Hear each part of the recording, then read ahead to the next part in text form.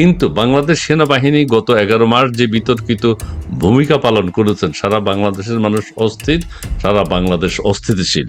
ঠিক সেই মুহূর্তে কেউ 10 লক্ষ লোক সমাবেশ করাচ্ছেন, রাষ্ট্র ক্ষমতায় যাওয়ার চিন্তা ভাবনা করছেন। সেনাবাহিনীর এই বিতর্কিত ভূমিকা দেখে মানুষ যখন অস্থির, দেশ যখন অস্থিতিশীল, ঠিক সেই মুহূর্তে উত্তরার এই বিধ্বস্ত হওয়ার ঘটনা, বিমান বিধ্বস্ত হওয়ার ঘটনা, এবং সবচেয়ে বেশি মর্মান্তিক হলো এই কোমলমতি শিশুদেরকে আমরা হারিয়েছি। তাদের বাবা মায়ের কি অবস্থা, সন্তানদের কি অবস্থা, তাদের আত্মীয় স্বজনদের কি অবস্থা, এটি নিয়ে সারা বাংলাদেশের মানুষ চিন্তিত এবং উদ্বিগ্ন। প্রিয় দর্শক, আপনারা যারা এর মধ্যে যুক্ত হয়েছেন, অনেকেই যুক্ত হয়েছেন, তুমি সবার কমেন্টসগুলো দেখাতে থাকো, আমরা দর্শকদের মতামতগুলো পড়ার চেষ্টা করবো। আমি প্রথমে রোকেয়া প্রাচী, আমি একটু সময় নিলাম দর্শক যুক্ত হওয়ার জন্য। আপনারা নিশ্চয়ই সেটা বুঝেছেন, সবারই মন খারাপ, দেশের মন খারাপ, দেশের মানুষের মন খারাপ। আমাদের এই যে এখন এই বিধ্বস্ত হওয়ার ঘটনাটি, এটি সম্পর্কে আপনার মূল্যায়ন কি? আমি কিছু কথা বলেছি, দেশে আজকে যখন হানাহানি, মারামারি, কাটাকাটি, দেশ যখন একটা বিশৃঙ্খল অবস্থার মধ্যে রয়েছে, তখন এই বিধ্বস্ত হয়েছে, সেই মুহূর্তে আমাদের এর থেকে কি শিক্ষা নেওয়া উচিত? ধন্যবাদ যারা যুক্ত হয়েছেন আমাদের সাথে, সবাইকে ধন্যবাদ জানাই। এটা এমন একটা ঘটনা যে মানে এত কিছু মনের মধ্যে উকিঝুঁকি দিচ্ছে, এত কথা আসছে, এত প্রশ্ন আসছে যে কোনটা রেখে কোনটা বলি। প্রথমত আমার নিজেরও তো সন্তান আছে, আমি একজন মা। তো একটা মা বা পরিবারের বাবা মা যখন বাচ্চাকে স্কুলে দিয়ে আসে, তারপর যখন নিয়ে আসতে যায়, তো সেই সময় গিয়ে যখন এরকম একটা মর্মান্তিক ঘটনা ঘটে, এটা আমি চিন্তাই করতে পারি না। যে আমি বারবার ভাবছিলাম যে আমি তো আমার বাচ্চাদেরকে স্কুলে দিয়ে আসছি, আবার নিয়ে আসার সময় গেটের সামনে ওয়েট করছি, হয়তো 10-15 মিনিট আগে গেছি, অপেক্ষা করছে, অন্যান্য প্যারেন্টসরা অপেক্ষা করছে। ছুটি হওয়ার পর বাচ্চা যখন বেরিয়ে আসছে, ওই যে একটা শান্তি, ওই যে একটা স্বস্তি, বাচ্চাকে নিয়ে বাসায় ফিরে আসা। হ্যাঁ, স্কুল ছুটির পর বাচ্চারা যখন বাবা মার করে ঝাঁপিয়ে পড়ে, সেই যে একটা আনন্দ, সেই, হ্যাঁ, এইটা যাদের সন্তান আছে, যারা স্কুল থেকে আনতে যায়, যারা সেটা জানে। জি জি, আমার জাস্ট দেখে মনে হচ্ছে যে বাবা মা ওখানে দাঁড়িয়ে আছে বা গেছে বা যাচ্ছে, মানে স্কুলটাই উড়ে গেছে, স্কুলটা আগুনে ঝলসে গেছে, এবং সেখানে বাবা মারা জানে না তাদের বাচ্চার কি অবস্থা। এই যে একটা উৎকণ্ঠা, যাদের বাচ্চারা আল্লাহ রহমতে সহি সালামতে ফিরে গেছে, সেটা একটা তো স্বস্তি। কিন্তু যাদের বাচ্চারা ধরেন মায়ের কোলে ফিরে আসেনি, বা বাচ্চাকে এইভাবে অস্বাভাবিক বাচ্চার মৃত্যু বা অস্বাভাবিক ভাবে আহত হওয়া, যে ছবিগুলো আমরা দেখেছি, সেই বাবা মার উপরে আজকে কি যাচ্ছে, আমরা ধরেন এগুলো দেখে নিজেদের স্থির রাখতে পারছি না। কাজে আমার কাছে মনে হচ্ছে এর চেয়ে দুঃখজনক মর্মান্তিক ঘটনা বাংলাদেশের আগে ঘটেনি, যে একটা জনবহুল শহরের ভেতর একটা যুদ্ধ বিমান, পুরনো যুদ্ধ বিমান সেটা বলছে অনেকেই, সেটা প্রশিক্ষণ নিচ্ছে ঢাকা শহরের ভেতর, এবং পাশে লেক ছিল, এত জায়গা ছিল, সেখানে পাইলট পড়ে যেতে নিজে প্যারাসুটে জাম্প করার চেষ্টা করছে এবং সম্ভবত করেছেনও। তো এই সব কিছু তো মেলে না আসলে। আমরা আমাদের আমজনতা হিসেবে যেটুকু বুদ্ধি বা যেটুকু বুঝি, এই ঘটনার পরিপ্রেক্ষিতে গুগল সার্চ করে যেটুকু বুঝলাম, যে সেটা হচ্ছে যে এই শহরে তো আমরা গাড়ি ড্রাইভিং করবার জন্য এই হাইওয়ে বা এই মেইন রাস্তাগুলো কখনো ব্যবহার করি না। আমরা সেটা করার জন্য একটু লোকালয় থেকে দূরে যাই, যেখানে কোনো গাড়ি আসে না, মানুষজন নাই। একটা প্রশিক্ষণ বিমান আমাদের মাথার উপরে ঘুরছে। এই ঘটনাটা আমার আপনার বাড়িতে হতে পারতো, হাসপাতালে হতে পারতো, অন্য কোথাও হতে পারতো। আনফরচুনেটলি যে বিল্ডিং এর উপর হয়েছে, এবং সেখানে অনেক বাচ্চারা ছিল, এবং সেটাকে ঘিরে যে সমস্ত আরো যে সমস্ত আশেপাশের ঘটনাগুলো ঘটেছে, সেটা আরো ন্যাক্কারজনক। আমি সেই প্রসঙ্গে আসবো পরবর্তীতে। এই মুহূর্তে মায়েদের যে আহাজারি, ওখানে দেখলাম যে সুশৃঙ্খল ভাবে কিন্তু সেই মায়েদেরকে যে স্বেচ্ছাসেবকরা সেভাবে কিছু করে উঠতে পারছিলেন না, সেটারও অনেক কারণ আছে। আমাদের হোমরা চোমরারা সেখানে কি যে ধরনের সিচুয়েশন করেছে, সেটা আমি পরে বলবো, এখন আর ডিটেলসে গেলাম না। জি, ওকে ওকে ওকে ওকে। কোনো আরেকটু ছোট্ট জিনিস, গোপালগঞ্জের প্রয়োজনে উপদেষ্টারা মনিটর খুলে বসলেন হেডকোয়ার্টারে, দিন রাত করে এত পরিশ্রম করলেন গোপালগঞ্জের মানুষকে দেখে দেখে অ্যারেস্ট করবার জন্য, হামলা করবার জন্য। এরকম একটি ঘটনা সারাদিন চলে গেল, কোনো মনিটরিং হলো না। মনিটর করে সেখানে কোন স্টুডেন্ট, সেই স্টুডেন্টদেরকে একটা লিস্ট বের করা, বাবা মায়েদেরকে সান্ত্বনা দেয়া, সেই প্রক্রিয়াটা কিন্তু রাষ্ট্র করতে পারেনি। তার মানে রাষ্ট্রের মানুষের জন্য, মানবিকতার জন্য কোনো দায় নেই, কোনো দায়িত্ব নেই, মানে জবাবদিহিতা নেই। তাদের ওই যে মনিটর করেছে সেটা হচ্ছে আওয়ামী লীগকে বা আওয়ামী লীগ সমর্থিত গোপালগঞ্জবাসীকে নিধন করবার জন্য। আজকে তাদের দায়িত্বশীল কোনো ভূমিকা এখন পর্যন্ত দেখছি না, বরং যা দেখছি সেটা ভাষায় বর্ণনা করা যাবে না। যেহেতু আরেকজন আমার সহ আলোচক রয়েছেন, দর্শকদের মন্তব্য আপনি পড়বেন। প্রথম ধাপে আমি এইটুকুই বলছি, আর পরে বলবো নিশ্চয়ই। জি জি ধন্যবাদ আপনাকে। তৌহিদ টিপু তিনি বলেছেন টিভিতে বাচ্চাদের কোনো নিউজ নেই, নিউজ হচ্ছে পাইলটের জীবনী নিয়ে। আচ্ছা, এটা যদি হয় দুঃখজনক। তারপরে আমাদের সোহেল উদ্দিন, রোকেয়া প্রাচী একজন বঙ্গবন্ধুর পিওর সৈনিক, এতে কোনো সন্দেহ নেই। শেখ হাসিনা চলে যাওয়ার পরও শেষ পর্যন্ত লড়াই করে গিয়েছেন শেখ মুজিবের সঙ্গে। শেখ মুজিবের সেই বাড়িতে দেখতে গিয়েছিলেন, অনেক নেতারা সাহস করেনি। ধন্যবাদ আপনাকে Sohel Uddin. Alexander James Carter তিনি বলেছেন আজকের এই ঘটনার জন্য এবং গোপালগঞ্জের আরেকটি ঘটনার জন্য, এই দুইটা ঘটনা মিলে কি আর্মি স্যাংশন কামনা করা জরুরি নয়? আচ্ছা ঠিক আছে, অনেক দর্শক আমাদেরকে ফোন করছেন। রানা প্লাজার কথা কি ভুলে গেলেন? জি না, ভুলি নেই। জি লোপা, আমাদের আজকের আমাদের এই চ্যানেলের নতুন অতিথি শাইলা আহমেদ লোপা, মানবাধিকার কর্মী এবং অ্যাক্টিভিস্ট। তিনি দীর্ঘদিন কাজ করছেন এবং অনলাইনেও কাজ করছেন, কথা বলছেন। আপনি অনেকে বলছেন যে কমেন্টসের মধ্যে আমরা দেখতে পাচ্ছি বর্তমান সরকারকে কেউ দোষারোপ করছেন। আসলে দুর্ঘটনা তো দুর্ঘটনাই। আবার কেউ বলছেন সামন্তলাল সেন, ডাক্তার সামন্তলাল সেন, তিনি এই উদ্যোগ নিয়েছেন বার্ন হাসপাতাল স্থাপন করার। বিগত সরকার আমলে শেখ হাসিনার সরকার সেটি করেছেনও এবং ব্যাপক আকার করেছেন, এবং সবাই দাবি জানিয়েছিল বাংলাদেশের সমস্ত জেলায় যেন সেটি হয়। সেটি হয়নি, কিন্তু সামন্তলাল সেনকে এখন খুব দরকার। অনেকে অনেক কথা বলছেন, অনেক ষড়যন্ত্রের কথা বলছেন। এখানে কোনো প্রকার জঙ্গি আক্রমণ কিনা, ব্ল্যাক বক্স কোথায় খুঁজে পাওয়া যাবে সেগুলো খুঁজে, প্রকৃত তথ্য যদি সঠিক দুর্ঘটনা হয়েই থাকে সেটাও তদন্ত করে জনগণকে জানানো হোক। আপনার বিশ্লেষণটা একটু জানতে চাই। ধন্যবাদ ভাই, আপনার শোতে প্রথমে এসেছি আমি। এমন একটা দিনে আপনি আমাকে আগেই বলেছিলেন আসতে, বাট এরকম ঘটনা ঘটে যাবে এটা তো কল্পনাও করি, এটা আমরা আশা করিনি। আশা করি নাই। তো দর্শকদের কি বলবো, ভালো থাকুন, সুস্থ থাকুন। সবাইকে ধন্যবাদ জানাই আমাকে শুনবার জন্য। আমি প্রথমে একটা ভূমিকা দিয়ে আমি শুরু করি।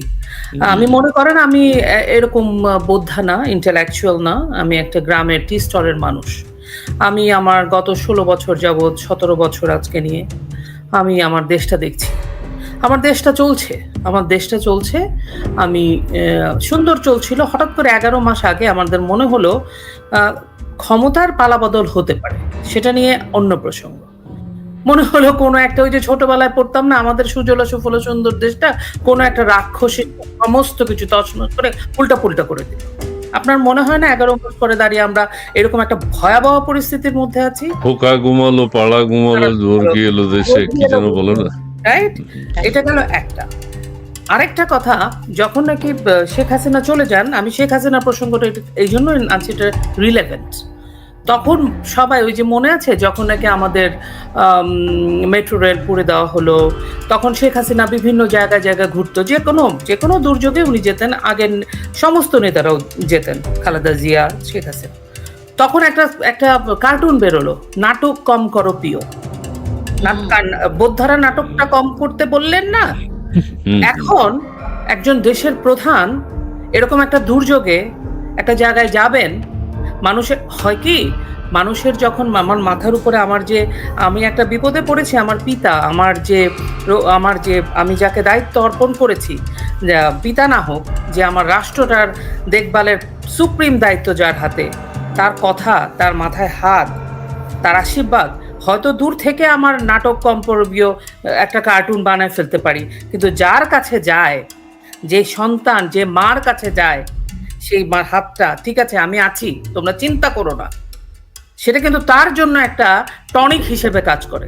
ওই দুঃখ, ক্রোধ, শোককে কিছুটা হলেও সে চিন্তা করে, না আমার সাথে তো কেউ আছে। আমাদের বাংলাদেশে কে আছে এখন? এ গেল একটা। This is my question. আমাদের উপদেষ্টা মণ্ডলীর কেউ গিয়েছেন কি? আমি সে প্রসঙ্গে আসতেছি।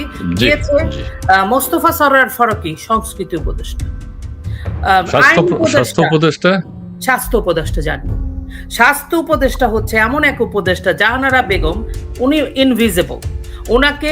উনি ডক্টর ইউনূসের সাথে 30 বছর যাবত কাজ করেছেন বলে উপহার স্বরূপ স্বাস্থ্য মন্ত্রণালয়টা, এত বিশাল স্বাস্থ্য মন্ত্রণালয় উনাকে অর্পণ করা হয়েছে। I am seeing the things like that this way. তো উনি জানবেন, উনি গেলেও যে খুব একটা কিছু হতো, বাংলাদেশের এই দুর্ভোগ চলে যেত, ব্যাপারটা তা না, বাট ওনার এটা রেসপন্সিবিলিটির মধ্যে পড়ে, দায়িত্ব। বুঝতে পারছেন, ওনার এটা দায়িত্বের মধ্যে পড়ে। এই প্রশ্নগুলো আমি দর্শকের কাছে, বাংলাদেশের মানুষের কাছে, বোদ্ধাদের কাছে রেখে গেলাম, কারণ এটা আমি একজন সাধারণ নাগরিক হিসেবে এই প্রশ্নগুলো আমার মাথায় এসছে, সেটা আমি আপনাকে বলছি। আমি বললেন না আমি অ্যাক্টিভিস্ট, আমার কাজ হচ্ছে এগুলাকে অ্যাড্রেস করা, সেজন্য আমি আপনাকে আপনার শোর মাধ্যমে এটা তুলে ধরলাম যে উনি কোথায়, উনি তো জান নাই। এটা গেল আরেকটা বিষয় আমি আপনার কাছে তুলতে চাই, সেটা হচ্ছে যে পৃথিবীর কোনো এভিয়েশন, কোনো বিমানের, মানে আমি বাংলা ভাষায় যেটা আমার সাধারণ মানুষ বুঝতে পারবে, বিমান বাহিনীর কিছু নিয়ম কানুন আছে। সেই নিয়ম কানুনে কোনো প্রশিক্ষণরত বিমান এই ধরনের জনবহুল এলাকা দিয়ে যায় না, বন জঙ্গল, পাহাড়, পর্বত, সমুদ্র, ওদিক যে যায়। আপনার মনে আছে ওই যে ফারিয়া লারা, সেলিনা হোসেনের বিমানটা বিধ্বস্ত হলো, দুজন ছিলেন, হ্যাঁ, ওটা কিন্তু শীতলক্ষায় পড়েছিল, আপনার কি মনে আছে ব্যাপারটা?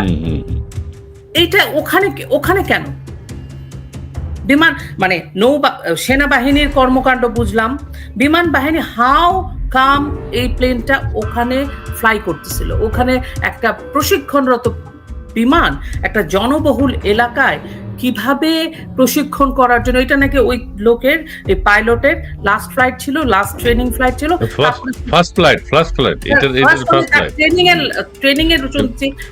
ট্রেনিং এর লাস্ট। ও আচ্ছা, ফার্স্ট ফ্লাইট ছিল এই অর্থে যে সে এককভাবে প্রথম এটা চালাচ্ছিল, এককভাবে প্রথম, এবং তার ছিল এটা ট্রেনিং এর লাস্ট ফ্লাইট। সেজন্য আমি ওই আকাশের ওই জায়গাটার মধ্যে দিয়ে ওইটা কেন তার রুট হবে? এই কোশ্চেন গুলো তো আসছে। আপনি যে বললেন একটু আগে যে মানুষ এটাও বলছে ওটাও বলছে, আপনি কখন বলবেন? যখন জিনিসটা খুব সরল হয় তখন আপনি প্রশ্ন করবেন না, যখন নাকি, এবং তার আগে একের পর এক ঘটনা ঘটে যাচ্ছে বাংলাদেশে, মানুষ মানে ডাইজেস্ট করতে পারছে না, একটা হচ্ছে তারপরে আরেকটা হচ্ছে। গোপালগঞ্জ হলো, তারপরে এনসিপি আরেক জায়গায় যায় ধাওয়া করলো, মারলো, তারপরে আরেক জায়গায় বাচ্চাদেরকে বহিষ্কার করে দিল, জয় বাংলা, মানে একের পর এক। তাহলে আপনি এটাকে তো রিলেট করবেন, এটাই তো স্বাভাবিক, এটা তো অস্বাভাবিক কিছু নয়। আপনার মনে হবে না যে আচ্ছা আমার এই ঘটনার পরে এই সিরিয়াস ঘটনাটা ঘটে গেল, তাহলে কি ওই ঘটনাটা ভোলার জন্য তারপরে আমরা শুনি, আমি জানি না, সোশ্যাল মিডিয়াতে নাকি আগের থেকে এটাকে কোন অ্যানোনিমাস কোন পেজ থেকে বলা হচ্ছে যে এরকম ঘটনা হবে। ইটস এ ভেরি, মানে 18 কোটি 20 কোটি মানুষের দেশে এই ধরনের ঘটনা, তো এটা তো খুবই অ্যালার্মিং। জি আপু, আপনার কাছে আবার আসবো। প্রিয় দর্শক, শায়লা আহমেদ লোপা তিনি যুক্ত হয়েছেন কানাডা থেকে। আমরা এখন আবার বাংলাদেশে আসি, তার আগে আমি আবার কিছু কথা বলি। সেই বারবার কিন্তু সামন্তলাল সেনের কথা মনে আসছে, মনিরুল খান, তিনি একজন উপদেষ্টা, আসিফ মাহমুদ সজীব ভুঁইয়া কি আজকের বিভৎস দুর্ঘটনার উদ্ধার তৎপরতা মনিটরিং করেছে? ওই যে মনিটরিং এর কথা রোকেয়া আপা বলেছেন সম্ভবত, হ্যাঁ, ঢাকা থেকে গোপালগঞ্জে কিভাবে আঘাত করা হচ্ছে, গোপালগঞ্জে কাকে ধরা হবে, কি হবে, যুদ্ধ ঠিক মতো হচ্ছে কিনা, হোয়াইট হাউসের মতো আমাদের এই সচিবালয় হাউস থেকেও মনিটর করা হয়েছে, পুলিশ থেকে, কিন্তু সেটা খুব দুর্ভাগ্যজনক। বাংলা চিন্তা করেন না আপা, ইউনূস আগামীকাল যাবে আপেল কমলা মালটা নিয়ে, আর রান্না করা কণ্ঠে বলবে, এই কান্না ঝরা কণ্ঠে বলবে এই নিষ্পাপ শিশুদের কি দোষ ছিল। আচ্ছা, এখানে আওয়ামী লীগের কোনো ষড়যন্ত্র আছে কিনা রোকেয়া আপা সেটা বলবেন, আওয়ামী লীগ কি এটা করিয়েছে কিনা। ওপেন ফোরাম, দেশের ভয়াবহ পরিস্থিতিকে ঘোরানোর চেষ্টা, ইউনূসের শুল্ক নীতি ও যুদ্ধের জন্য বিমান কেনার বাহানা, ষড়যন্ত্রকারী ইউনূস। জি, আমাদের মুন্না তৌহিদ টিপু, যেই দিন থেকে স্যারের মুখে ম্যাটিকুলাস ডিজাইনের কথা শুনলাম তখন থেকেই সবকিছু ম্যাটিকুলাসলি ডিজাইন বলে মনে হচ্ছে। আচ্ছা, এইটা একটা কথা, কিন্তু এখন লোকজন কিন্তু বিশ্বাস করছে না। কতজন মারা গেছে, মৃত্যু সংখ্যা না বাড়ুক সেটা আমরা চাই, কতজন মারা গেছে সেটাও কেউ বিশ্বাস করছে না। আবার এটা ষড়যন্ত্র কিনা সেটাও, এটা দুর্ঘটনা এটাও বিশ্বাস করতে চাচ্ছে না। তার মানে সরকারের উপর থেকে আস্থা হারিয়ে ফেলেছে। আবার কেউ বলছে বাংলা সেনাবাহিনী ও স্বৈরাচারী ইউনূসের পাপ অন্যদিকে নেওয়ার জন্য আজকের এই ডিজাইন। আচ্ছা, কেউ বলছেন আবার যে সেনাবাহিনী যে অপকর্মগুলো এতদিন করেছে, এটা থেকে সেনাবাহিনীতে অপকর্ম কেউ গ্রহণ করেনি। সেনাবাহিনীর আজকে যে কোমর ভাঙা অবস্থা, সেই অবস্থা কিন্তু সবাই মেনে নিতে পারছে না। সেনাবাহিনীর যে আজকে যে দুর্দশা, এটা কেউ মানতে পারছে না। আমাদের জেনারেল ওয়াকারুজ্জামানের নেতৃত্বে সেনাবাহিনী যেখানে গিয়ে দাঁড়িয়েছে, এখন সেনাবাহিনী উদ্ধার তৎপরতা দিয়ে তাদের মানবিকতা প্রকাশ করবে। আবার কেউ কেউ বলছেন হ্যাঁ, সেনাবাহিনীর কাজ এটাই করা উচিত, হওয়া উচিত, যে কোনো দুর্যোগের সময় সেনাবাহিনীর জনগণের পাশে দাঁড়াবে, স্বাধীনতা সার্বভৌমত্ব অক্ষুণ্ণ হলে সেখানে সেনাবাহিনী ভূমিকা রাখবে। এই ছাড়া সেনাবাহিনীর গোপালগঞ্জে গুলি করার কোনো অধিকার নাই। সুমন হাসান, আজকের এই দিনে ডাক্তার সামন্তলাল স্যারকে মনে পড়ছে, প্লিজ সামন্ত স্যারকে ডেকে আনুন, বাচ্চাগুলোর জীবন বাঁচান। হ্যাঁ, আমরা পাশাপাশি বলতে চাই যে আমাদের সেনাবাহিনীর যে হসপিটাল রয়েছে সিএমএইচ, সেখানে রয়েছে, আবার সেনাবাহিনীর আরেকটা হসপিটাল আছে, সেখানেও পেশেন্টরা আছে এবং আহতরা আছে, এবং বার্ন ইউনিট তো আছেই হাসপাতালে। এটার নাম ছিল শেখ হাসিনা বার্ন ইউনিট বা কিছু একটা হাসপাতাল নাম ছিল, সেটাও পরিবর্তন করা হয়েছে।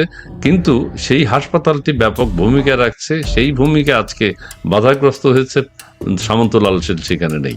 রোকেয়া আপু, আপনি একটু বলবেন যে দর্শকের কমেন্টস একটু মাঝে মধ্যে না পড়লে আমার দর্শক খুব মাইন্ড করে, কারণ তারা তো কষ্ট করে লিখছে এবং দেখছে, তারাও এই ঘটনার সাথে। এই যে রাজ্জাকুল হায়দার চৌধুরী, তিনি বলছেন অসভ্যগুলো মৃত্যুপুরী হাসপাতালে গেছে দাড়িপাল্লা ধানের শীষে শোডাউন করতে। আচ্ছা, এই যে শোডাউন করা, এটাও কিন্তু আবার খুব খারাপ। যার প্রয়োজন নেই সে হসপিটালে যাওয়ার প্রয়োজন নেই, চিকিৎসক ছাড়া এই মুহূর্তে হসপিটালে গিয়ে গ্যাদারিং করে চিকিৎসা ক্ষেত্রে ব্যাঘাত ঘটানো, এটারও আমরা নিন্দা জানাই। জি রোকেয়া আপা বলেন। অনেকগুলো প্রসঙ্গ দর্শকরা খুব বুদ্ধিমত্তার সাথে প্রশ্নগুলো করেছেন, আর আমার আগে শায়লা লোপাপা যে কথাগুলো বলেছেন সেটাকে আমি সমর্থন করি। দর্শকদের প্রশ্ন থেকে কয়েকটা প্রশ্ন উত্তর দেই। ডক্টর সামন্তলাল সেন, যিনি খুবই অসাধারণ অপরিহার্য একজন বার্ন ইউনিটের বিশেষজ্ঞ ডক্টর, যাকে এই মুহূর্তে 5ই আগস্ট পরবর্তী সময়ে উনি গ্রেফতার হয়ে কারাগারে আছেন। বিদেশ থেকে ডাক্তার আনার কথা বলা হচ্ছে, কিন্তু ওনাকে মানে আচ্ছা, এইটা কিন্তু আবার খুব দুঃখজনক ব্যাপার। আপনার সাথে একটু অ্যাড করি, বিদেশ থেকে কখন কি চিকিৎসক আনবে? বাংলাদেশে মানুষ নেই, বাংলাদেশের সামন্তলাল সেন এরা নেই, বিদেশ থেকে চিকিৎসক। বিদেশ থেকে একজন ডাক্তারকে আনতেও তো সময় লাগে, কিন্তু আমার কথা হচ্ছে যে প্রয়োজন হলে বিদেশ থেকে আনবে, কিন্তু অ্যাট দিস মোমেন্ট আমাদের দেশে বিশেষজ্ঞ একজন ডাক্তার আছেন, যাকে কারাগারে বিনা মানে মিথ্যা প্রহসনের মামলায় আটকে রাখা হয়েছে। তাকে তো অন্তত শিশুদের স্বার্থে, জীবন বাঁচানোর প্রয়োজনে, মানুষের প্রয়োজনে, মানবতার প্রয়োজনে তো আজকে জামিনে হলো বা প্যারোলে হলেও তো এনে চিকিৎসার দায়িত্বটা দিতে পারে। তার মানে আসলে মানুষের জন্য তাদের মানবতার কোনো দৃষ্টি নেই, সেই জন্য তারা বিদেশ থেকে ডাক্তার আনতে হবে, অনেক মানে ভোগীচোগী দেখাইতে হবে মানুষকে, সেটা একটা। আরেকটা ব্যাপার হচ্ছে যে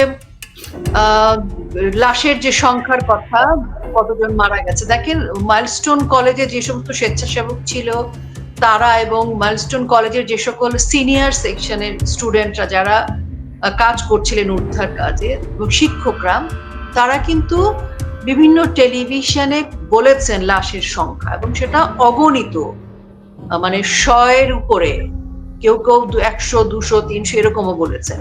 এবং এই তথ্যগুলো তারা দিয়েছেন বলে সেনাবাহিনী তাদেরকে বেধড়ক লাঠি পেটা করেছে।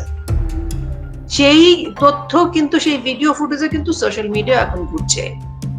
আমি শুধু পয়েন্টগুলো করে বলে যাচ্ছি। তারপরে দেখেন, আমরা দেখলাম আমাদের রক্তের যখন প্রয়োজন, হাহাকার হলো শুরুর দিকে, তখন আমাদের ছাত্রলীগের ছেলেরা কিন্তু জীবনের ঝুঁকি নিয়ে, হামলা মামলার ঝুঁকি নিয়ে তারা রক্ত দিতে গেছে। সেখানে আমরা শুনলাম যে ছাত্রদল কি স্বেচ্ছাসেবক দলের ছেলেরা তাকে মবের শিকার করে তাকে পুলিশে দেওয়ার মতো অবস্থা। ভাই, রক্ত দিতে গেছে, মানুষের প্রয়োজনে জীবনের ঝুঁকি নিয়ে সেই ছেলেটা গেছে, তাকে এখনই মারতে হবে? তো এই যে মানবিকতার ঊর্ধ্বে চলে গেছে, এদের কাছে মানবিকতা শব্দটাই এখন ইরেজ হয়ে গেছে। তারপরে আমরা কি দেখলাম, ছাত্রদল স্বেচ্ছাসেবক দলের ছেলেদের শোডাউন দেখলাম, সেটা নিয়ে স্বেচ্ছাসেবক যারা ছিলেন ওখানে তারা বিরক্তি প্রকাশ করেছেন, তারা বিক্ষুব্ধ হয়েছে। তারপরে আমরা দেখলাম জামাতে আমির, উনি বিশাল শোডাউন নিয়ে ওখানে গেলেন, এবং সেখানকার রোগীর যারা ছিলেন, যাদের মানসিক অবস্থা বিধ্বস্ত, এরকম একটা অবস্থায় জামাতের আমির ওখানে যে শোডাউন করতে গেলেন, এবং তার পরবর্তী মির্জা ফখরুল ইসলাম আলমগীর গেলেন ওখানে শোডাউন করতে। ভাই, জনগণকে নিয়ে ব্যবসা বাণিজ্য, সুদ, কিস্তি, মানে ভোট, নির্বাচন, ক্ষমতা দখল একটু রাখেন না ভাই। কোলের বাচ্চা মারা গেছে, নিজের কোলের বাচ্চা। একটা মা বাবার কাছে বাচ্চা একটু আঁচল লাগলে কেমন লাগে, এটা মায়ের বুকের মধ্যে জাগে। ওরা তো বাবা মা হিসেবেও অযোগ্য, মানে ধিক্কার জানাইতে হয় এদের, যে এরকম একটা সময় তারা ওখানে আবার হাত নেড়ে নেড়ে শোডাউন করছে। প্রয়োজনটা কি ওনার? দুদিন আগে উনি, গতকালকে উনি স্টেজের মধ্যে চিত হয়ে পড়ে গেছে, আজকে ওনার যাওয়ার দরকার কি শোডাউন করতে? উনি কি ডাক্তার? ওনার ওখানে কি নির্বাচনী প্রচার করতে হবে? ফাজলামি এগুলো। ধানের শীষে ভোট দিয়ে দিবে মানুষ, না ওখানে গেলে জামাতকে ভোট দিয়ে দিবে? তো এই যে জিনিসগুলো, তার মানে কি আমাদের উপদেষ্টারা কি করতেছে? ফাজলামি করে। আজকে যে কি বলে আমাদের এনসিপির কি বলে, মানে যাদের ধরেন নিবন্ধনই হয় নাই, এই পোলাপান গুলা রাঙামাটি না খাগড়াছড়িতে রাত্রি যাপন করবে, সেজন্য সেনাবাহিনীর ট্যাঙ্ক, সেনাবাহিনীর বহর, পুলিশের লোকজন ওখানে তাদেরকে মানে প্রোটোকল দিচ্ছে। আচ্ছা, কেউ কেউ বলছেন যে ওখানে প্রোটোকল দেওয়ার জন্য আইন শৃঙ্খলা বাহিনী ব্যস্ত, ওখানে মানে ডগ স্কোয়াড যেটা আছে ওইটাও নাকি ওখানে আছে। ওখানে যে লটবহরের হিসাব আপনি চিন্তাই করতে পারেন, আর যুদ্ধংদেহী অবস্থা ওখানটায়। তারপরে দেখেন এই যে সন্দেহের কথা, কেন সন্দেহ আসবে না? আপনি যদি অ্যানোনিমাস কোনো জায়গা থেকে কোনো থ্রেট আসে, তাহলে দেশের আইন শৃঙ্খলা রক্ষাকারী বাহিনীর দায়িত্ব কি? সচেতন হওয়া। হবে কি করে? তারা তো এনসিপি নিয়ে ব্যস্ত, তারা তো এনসিপি কে এন্টারটেইন করছে। আপনি দেখেন এই বিমানটা, কে জানে যে এই বিমানটা ইচ্ছাকৃত বিধ্বস্ত করানো হয়নি? এই বিমানটা তো গোপালগঞ্জে গিয়ে সমাধির ওখানেও বিধ্বস্ত হতে পারত।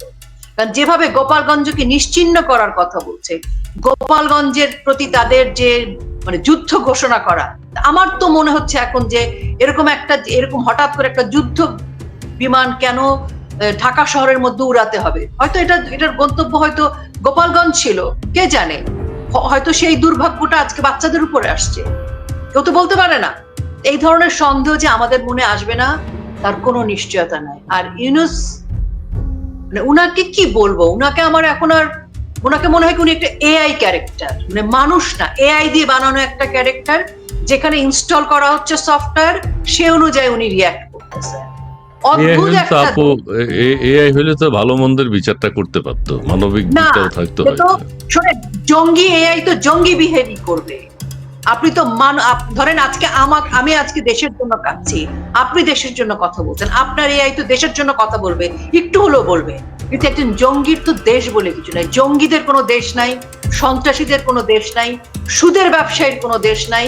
আর জামাত ইসলামী, আল বদর, আল শামস, এদের বিষয়ে আমি কোনো কথাই বলতে চাই না। ওকে, ধন্যবাদ।